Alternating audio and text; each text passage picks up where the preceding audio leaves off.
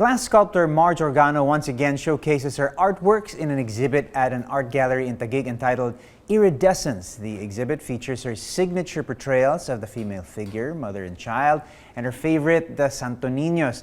The exhibit opened last Friday and will run until June 23rd at Galerie Joaquin in Bonifacio Global City.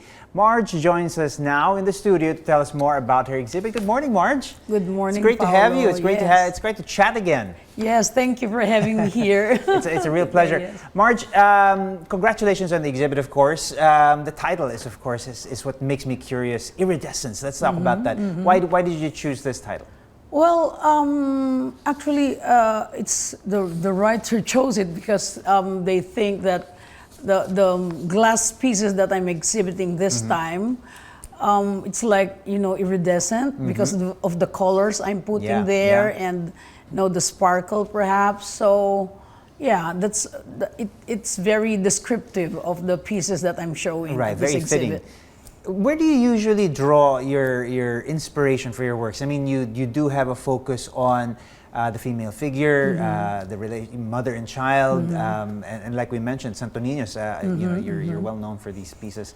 Where do you draw from? What do you draw from for these works? Well, I probably am a person who doesn't focus on one thing for the inspiration. I go out every day. I see a lot of things. I research in the internet. I look at other people's works, and there's where I draw my inspiration.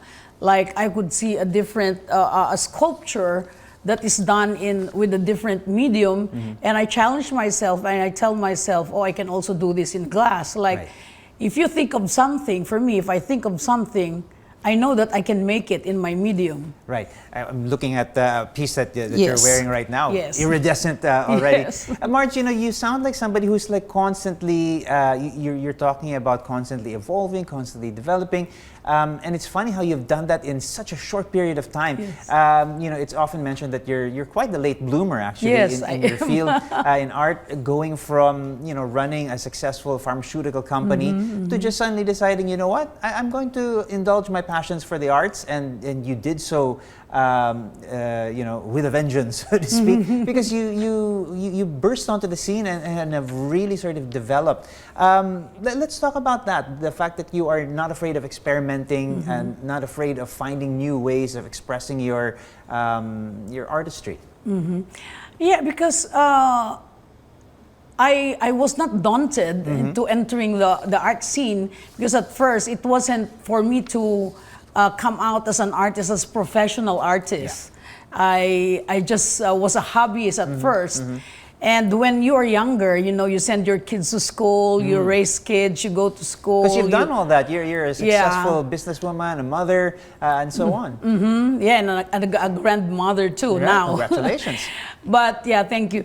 But it was a time for me to relax. It was my retirement already. Right. So it's time for me to give time for myself and do what I've always wanted to do. Because when I was younger, I always made some art in all kinds of, I designed clothes, I would design the house, furniture, I made furniture, clothes, I sewed dresses and everything else.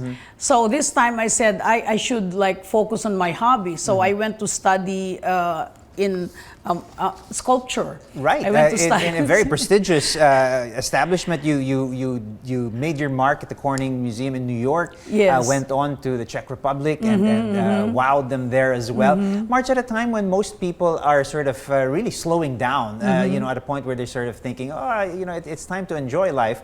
You're not slowing down. In fact, you've got the pedal to the metal, so to speak, and you're really just sort of accelerating towards bigger and better things when it comes to your art. Yeah, I guess I just got lucky because, like I said, it was just a hobby. I started out as a hobby, and when people saw my work, it's like I went to Corning Museum of Glass and I brought some nice pieces home with me. And when my friends saw them, they said they posted on Facebook, and then people were started to ask about it already. So, yeah, that's how it started. And I didn't want to, they have sentimental value. It's the first time for me to go to study glass, and I wanted to keep this for myself. But they just started to to force me. They really, like, you know, physically took it out of my hands. So sabi ko, no, I cannot say no anymore. And that gave me more, you know, inspiration, and I got encouraged to do something else. Right. Marge, So, at yeah. what point did you realize, hang on, this is more than just a hobby. It's actually a second career, so to speak. You know, and did you sort of see yourself really jumping into or making a left turn, so to speak, a sudden turn towards another career altogether, when it should have been something that was designed to just help you relax and indulge your hobbies and your passions, but now it's really something that drives you towards what's essentially a second career? Well, when people started noticing my works, and they, like I said, they literally took them out of my hands, I thought maybe I can do something better. Right. So I quit my job at the pharmaceuticals company. I gave it to my son for him to manage, and I went full time, because if you're not an artist, you cannot just do it part time, especially with glass. And I know I had a lot of learning to do. So I went to, the next year, I again went to Corning, and this time they gave me a scholarship. Yeah.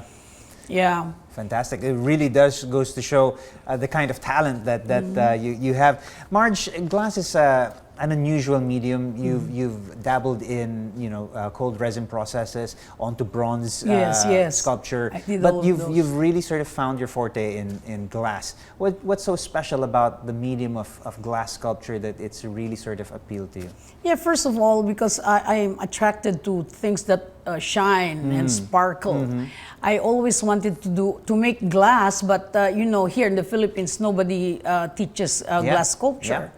So I started with the resin and then bronze, and I got bored because, you know, there's a lot of people, especially for me, I'm a late bloomer. So I said to myself, how am I going to stand out? Like, who's going to notice me if I'm going to do the same thing as other artists are doing, and they've been doing it like for 4 decades already. So I said, I think I'm not going to take this seriously. I'll just go and study glass somewhere where I can learn more about it, and then maybe I can make glass sculpture for my home, not for anybody at all, because I didn't know that I would be able to do anything like that.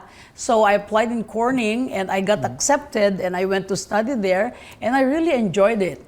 And the rest is history. Yes, the rest is history. You know, you ask yourself, who is going to notice you? Well, a lot of people have noticed you. In fact, your work is in very big demand, and people can view it on this amazing exhibit. Once again, Iridescence, the exhibit will run until June 23rd at Galerie Joaquin in Bonifacio City. And we'd like to say thank you so much to Marge Organo for joining us here and telling us your story. Thank you so much. much. Good. Best of luck, Marge. Thank you. Thank you.